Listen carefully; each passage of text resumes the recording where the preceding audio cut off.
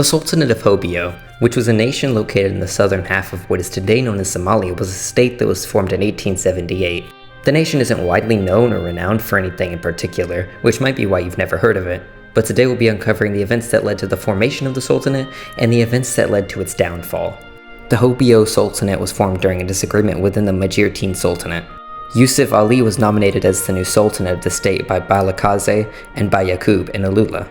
This, however, was what began the dynastical conflict within the Majeerteen.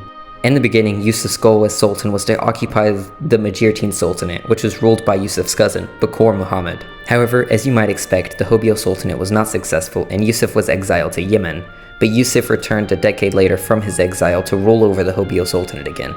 Yusuf returned with an entire army to seize control of these lands. With the assistance of his army, he managed to overpower the local Habar clans and officially established an unmatched sultanate known as the Hobyo Sultanate. However, his true power would end in only 10 years. Abyssinia, Britain, and Italy were intervening to carve up the region of Somalia, which means it's time to form alliances. To prevent being annexed by Abyssinia, Yusuf signed an agreement with the Kingdom of Italy to become a protectorate state. 1 year later, Yusuf's rival, Bakor Osman, was signed a similar agreement with the Italians. Both leaders, Bakor and Yusuf, hoped to exploit the European powers to gain more power in Africa. Unfortunately, the relation between the Hobyo Sultanate and Italy soured when the Hobyo Sultanate disallowed Britain from using the ports of Hobyo to disembark troops from said port, so that Britain might be able to pursue their conflict with the Emir and Dir Gur. However, Italy was easily able to capture and reoccupy the Sultanate, and once again, for the final time, Yusuf was exiled to Yemen. Despite being successful in defeating the Hobyo Sultanate's militia, Italy still faced the problem that the population of the region refused Italian control of their land. Commissioner Trivulzio, assigned with administering Hobyo, reported to the Italian armed forces that civilians were moving large armies of unequipped citizens who were willing to take on the Italian army before and after the annexation of Hobyo. However, while preparing for civil war, Italy faced a new threat, Omar Samatar. Omar was a loyal militia general to Yusuf's army, and he was head of the civilian army. Omar was renowned for his advanced militaristic strategies. Soon enough, the Italians had a full-scale revolution on their hands. Military defeat after military defeat, Italy was totally embarrassed on the colonial level, being worn out by an underdeveloped backwater civilization in Africa. Many attempts were thrown at the Hobyo uprising, but little were successful and absolutely none were remarkable enough to make a dent. In November, utterly defeated, the Italians fled Hobyo. The revolution was successful. One more last-ditch effort attempted by an Italian militia general was proposed, but before it could be approved and executed, the general was shot and killed by a terrorist in the city of Budbud. Italian morale hit rock bottom, and they were forced to evacuate the region.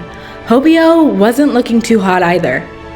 Omar Samatar wanted to take control of the entire Sultanate of Hobyo and turn it into a military dictatorship with him as head. In Rome, one more plan to reconquer the lands of Hobyo was being cooked up.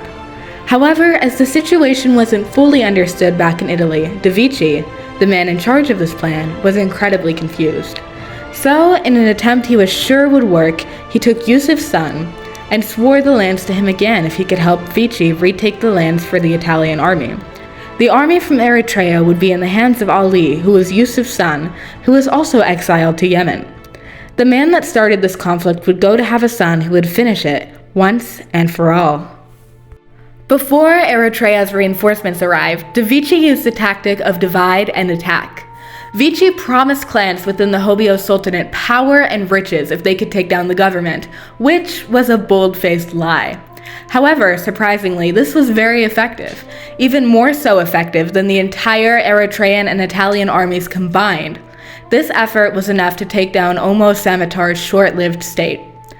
After Italy reoccupied the lands of Hobyo Sultanate, another state under the same name would arise. Italy, after an embarrassing defeat to a civilian army, was finally able to take control of just a small portion of Somalia. Anyways, that's it. Bye-bye.